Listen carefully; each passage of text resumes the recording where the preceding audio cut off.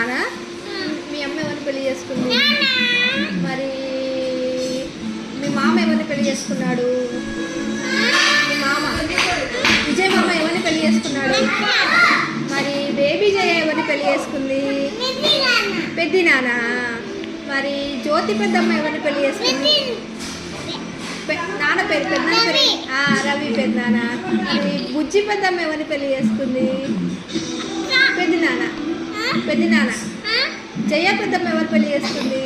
జయ పెద్ది జయ మొన్న వచ్చింది కదా, ఆ పెద్దమ్మ ఎవరిని పెళ్లి చేసుకుంది? తెలీదా? మరి దితిగాడు ఎవరిని పెళ్లి చేసుకుంటాడు?